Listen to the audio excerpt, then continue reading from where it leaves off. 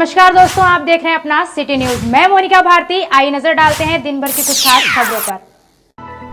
Police ने गौवंशीय 2.5 quintal मांस के साथ 2 लोगों को किया गिरफ्तार। उत्तर प्रदेश के जनपद बरेली के थाना बारादरी पुलिस ने मुखबर की सूचना पर शहर के मोहल्ला एजाज नगर गौटिया से गौवंशीय मांस बेचते हुए सलीम पुत्र जमील अहमद और मोहम्मद रेहान पुत्र रफीक को लगभग 2.5 क्विंटल गौवंशीय मांस के साथ गिरफ्तार किया है।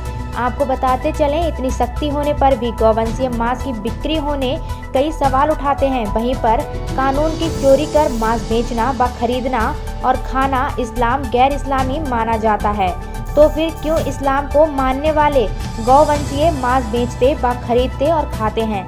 हम जानना चाहते हैं कि क्या इस्लामी कानून के मुताबिक कानून से चोरी कर गौवंशीय मांस बेचने व खरीदने और खाने वाले लोगों पर इस्लामी कानून कोई असर नहीं होता है। बरेली पीलीभीत रोड पर भयंकर हादसा, मौके पर ही मौत। मामला शाम 5 बजे इज्जत नगर जिला बरेली पीलीभीत रोड निकट सिल्वर लॉ कॉलेज के सामने का है। 2 व्यक्ति मोटरसाइकिल से बरेली से पीलीभीत की तरफ जा रहे थे। पीछे से आ रहे एक कंटेनर ट्रक ने टक्कर मार दी, जिससे बाइक पर पीछे की तरफ बैठा व्यक्ति बाइक से नीचे गिर गया। वहीं पीलीभीत की तरफ से आ रहे DCM ट्रक की चपेट में आकर उसकी मौके पर मौत हो गई। मृत व्यक्ति को इज्जत नगर पुलिस ने पोस्टमार्टम हेतु जिला अस्पताल भेज दिया। व्यक्ति की कोई पहचान नहीं हो पाई है, क्योंकि बाइक चालक मृत व्यक्ति को छोड़कर भाग गया। मृतक के मोबाइल में उसके बच्चों का फोटो लगा है। मोबाइल में लॉक लगे होने के कारण उसकी पहचान नहीं हो पा रही है। इज्जत नगर पुलिस का यही सराहनीय कार्य है कि घटना स्थल पर 10 मिनट में 112 नंबर सहित पहुंच गए। ये एक्सीडेंट हुआ, इसकी उम्र करीब कितनी थी? वही 30 से 35 साल। अच्छा, ये कहाँ से आ रहा था? ये बरेली तरफ से ढोड़ा तरफ जा रहा था। और गाड़ी का किस चीज़ से एक्सीडेंट हुआ था? DCM से। अच्छा, DCM से हुआ है। तो मौके पे ही मौत हो गई इसकी? तो मौके पे क्या, DCM के टकरा गई, पल्ली तरफ गिरा था, उधर से कंटेनर आ रही थी। हाँ। उसके मतलब उसका जुट्टा उतर गया उधर के ऊपर से। हाँ, मोटरसाइकिल चला रहा था जो पीछे था। अच्छा, 2 लोग थे, दोनों एक चला गया, देखो पीछे में कर रहे क्या कोई पता नहीं किधर गई गाड़ी, किधर गई गाड़ी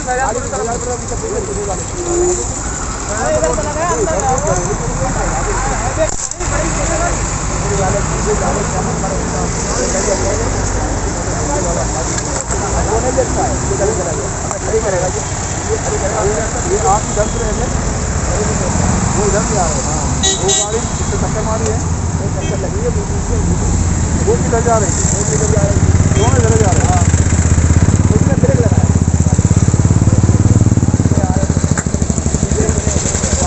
टक्कर मारी, गाड़ी का मार ये लोग गाड़ी में टकरा गए, अंदर पीछे घुस गए। हाँ, पीछे उसके बाद गिर गए। नहीं, उसके बाद गिर गए उस पर दूसरी गाड़ी बराबर गाड़ी जो आई वो किधर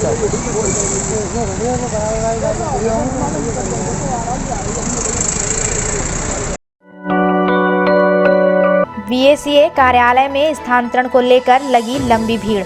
बरेली जनपद में आए स्थानांतरण होकर शिक्षक और बरेली जनपद से काफी संख्या में शिक्षक स्थानांतरण होकर अन्य जनपदों में चले गए।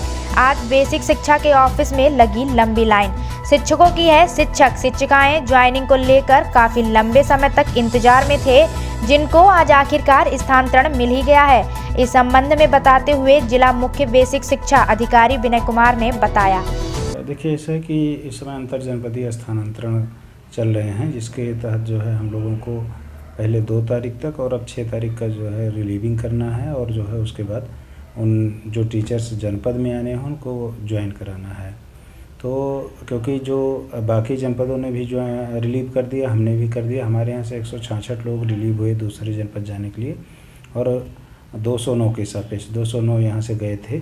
या और आने वालों में 450 अभी ज्वाइन कर लिए हैं। लगभग 640 लोगों का स्थानांतरण बरेली जनपद में हुआ है। तो वो ज्वाइनिंग करने आए थे, उनको ज्वाइन करा दिया गया है, और बाकी जो आएंगे इसी क्रम में ज्वाइन कराते हैं। सर, कुल कितने लोगों का आना भी रह गया? अब 640 लोगों का जो है टोटल ट्रांसफ़र हुआ था। तो इसमें कौन आता है, वहाँ से बहुत से लोग ऐसे होते हैं कि ट्रांसफ़र डाल दिए और फिर बाद में जो है अपना ट्रांसफ़र विड्रॉ कर देते हैं, नहीं जाना है। तो टोटल हमारे यहाँ 640 लोगों का स्थानांतरण हुआ था, जो कि बरेली जनपद में आना था।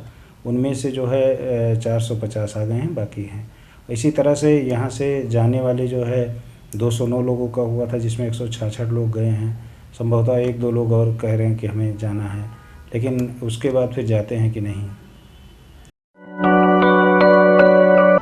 बेटी बचाओ बेटी पढ़ाओ के तहत लोगों को किया जागरूक। फतेहगंज पूर्वी के ग्राम टीसुआ में राष्ट्र सेवा इकाई ने शुक्रवार को टीसुआ के आर्यदेव महाविद्यालय के दूसरे 1 दिवसीय कार्यक्रम के दौरान ग्राम बाकरगंज में बेटी बचाओ बेटी पढ़ाओ जागरूकता अभियान चलाया गया, जिसमें ग्रामीणों को रैली और पोस्टरों के माध्यम से बेटियों की सुरक्षा और उनकी शिक्षा के बारे में प्रोत्साहित किया गया, जिसमें कुछ प्रमुख पंक्तियां 21वीं सदी है। आई बेटियों का दौर है लाई, बेटी नहीं बचाओगे तो बहू कहां से लाओगे, बेटा बेटी एक समान फिर क्यों भेद करे इंसान, बेटा वंश है तो बेटी अंश है, बेटा आन है तो बेटी शान है, बेटी को अधिकार दो बेटों जैसा प्यार दो, शिक्षा बेटी का है अधिकार, बढ़ाओ कदम और करो विचार जैसे उत्साहवर्धन कविताओं से लोगों के दिल और दिमाग में बेटियों के बारे में सकारात्मक विचार रखने को प्रेरित किया गया। बेटी बचाओ बेटा अंश है, बेटा अंश है, बेटी को अधिकार दो, बेटी को अधिकार दो, बेटी को अधिकार दो।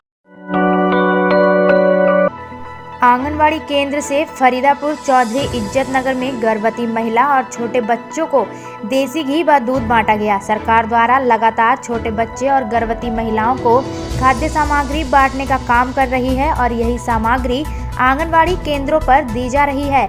आज 5,758 लोगों को खाद्य सामग्री बांटी गई।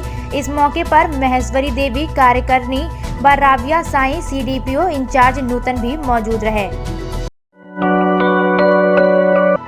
आज व्यापारी सेवा संघ की कुतुबखाने पर बैठक की गई। बैठक की अध्यक्षता करते हुए व्यापारी नेता संजय अरोड़ा ने कहा, अंडरपास बनाया जाए। अगर कोई दुकान अंडरपास बनने में गिरती है तो हम लोग शपथ पत्र देंगे कि उसकी सारी जिम्मेदारियां हमारी होंगी। घंटाघर से लेकर कुल्हाड़ा पीर तक डिवाइडर बनना चाहिए, उससे ट्रैफिक व्यवस्था में सुधार आएगा। कुछ व्यापारी अतिक्रमण कर रहे हैं, जल्द ही डिवाइडर बनाए जाएं। अतिक्रमण में भी सुधार आएगा और डिवाइडर पर स्ट्रीट लाइटें लगाई जाएं, उससे सुंदरता भी बढ़ेगी और रात में अंधेरा भी रोड से खत्म होगा। कुल्हाड़ा पीर चौकी के सामने के पेड़ों को कटवाया जाए, चौड़ी सड़क हो जाएगी। टेलीफोन खंभों को हटवाया जाए। इन सभी सुझाव से जाम नहीं लगेगा। ज्ञापन देने के बाद मिला था आश्वासन, परंतु ट्रैफिक व्यवस्था में सही से सुधार नहीं आ पा रहा है। बहुत जल्द क्रमिक अनशन पर बैठना पड़ेगा। समाज सेवा मंच के अध्यक्ष नदीम शमसी ने कहा, जनता को जाम से मुक्ति दिलाने के लिए नगर निगम की ओर से चालान काटे जाएं, पार्किंग बनाई जाए। पार्किंग को 2 व्हीलर वाहनों के लिए और स्कूलों की खाली पड़ी फील्ड में 4 व्हीलर गाड़ियों की पार्किंग स्टैंड बनाए जाएं।